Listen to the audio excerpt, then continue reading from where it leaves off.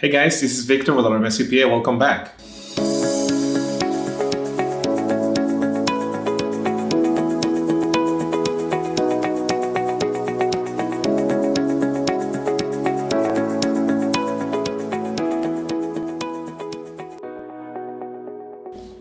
In today's video, guys, we're going to be talking about, let's cut to the chase. What does Veronica Mars and Pebble company have in common? I'm gonna give you 5 seconds. 2, 1. All of them were started with Kickstart and crowdfunding opportunities. Veronica Mars raised $5.5 million and the Pebble company raised roughly $20 million in crowdfunding. These companies raise funds to get the projects going, bring it to the market, develop it, and make people satisfied with the products, satisfied people with their movies, the shows, etc. So you might be saying, okay, so how does that work? How does crowdfunding work? Should I start my business with crowdfunding? Should I invest in a crowdfund? Should I do any of that? So let's talk about how the money aspect of it works a little bit. And then you can make an informed decision on should get into the game or not. Okay, so the IRS is going to see the money that goes into a crowdfund as income, unless 3 different things happen. Number 1, instead of calling it income, it's actually a loan, right? So the crowdfund has to pay back to the investor. Number 2, it's actually treated as a capital contribution to the business, right? So you are getting a piece of the action, a piece of the company. And number 3, whether it's considered as a gift. So if it's considered as a gift, what is it that's going to happen? You have to file what's called a gift tax return. So that brings a layer of complexity. So the crowdfund, guys, is not as simple as it may look. So let's discuss the 3 of these and to give you more information. Okay, so if it's a loan, you're gonna have a promissory note. The person that contributes money to the crowdfund is gonna get a promissory note from the crowdfund. And it's going to say, we promise to pay you this amount at this rate in a future date. So in essence, what's happening is that you're lending money to a crowdfund. You're giving them a loan, but what is the risk when you are giving out a loan to a crowdfund and it doesn't work too well? You're out of the money, right? So that's a risk that you have to take, but then again, you can contribute as little as possible and as much as, they're allowing you to contribute.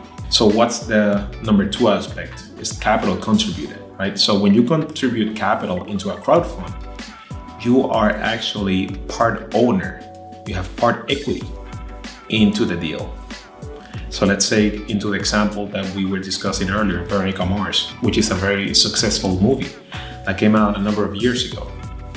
They raised $5 million and made a lot of money in the box office, right? So, they had to get a great script, great directors, great actors and actresses, great producers, and they brought the movie into the market and it was successful. Why? Because the people that contributed money into the crowdfund actually are fans of some of the people that are in the movie, right? So it's a symbiotic relationship. Yes, they are investors, but also they enjoy the product, they enjoy the movie, they enjoy the show. So they're part of it. Now, take a look at the Pebble company. They raised $20 plus million, right? These are some smartwatches and, they yet are the most successful company that raised crowdfunds ever. They hold the record to this day, 2021. Same deal.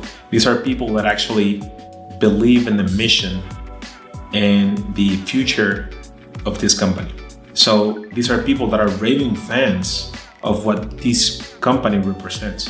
And the same people that contributed money to this crowdfund are the same people that are gonna, talk about the product and are going to promote the product. And they're gonna share it with their friends, with family and everything. So it's basically like a cycle, right? But then again, picture this, if the company is not successful, then the money that you've invested into the company, you lost, right? So you have to take it as a capital loss. So you have to understand the game. You either are lending money, you either, putting capital into the company, and both of them have risks. Or the third option, you're giving them a gift. So if you're doing a gift and the person or the entity is not a charitable organization by the IRS standards or by the IRS rules, you have to file what's called a gift tax return. And that adds a different layer of, complexity. So for the most part, people who contribute money to a Kickstart or to a crowdfunding opportunity are individuals that believe in the mission of a company, that they're fans of the company, that they're fans of the movie that's going to come out.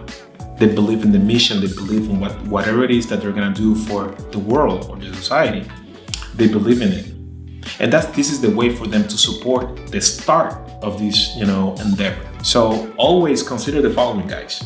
Yes, you can participate in what's called these crowdfunding opportunities. But remember that you're doing this not only as an investment, but also because you believe in the mission of the company.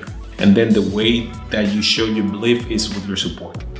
And then if you make money, right? If you make money in the back end, it's a win-win. But understand that there's always risk. And there's always, tax laws that you need to comply with. If you find a movie or you find a project that you really believe in, go for it, invest, but understand the risks associated with it. As always, guys, if you have any questions in regards to, if you like to invest in one of those funds, crowd funds, and you have specific questions as it relates to what kind of impact it's going to have in your personal finances, or what kind of impact it's going to have in your taxes, give us a call. Here's the information down here in the description. And as always, guys, we'll see you on the next one.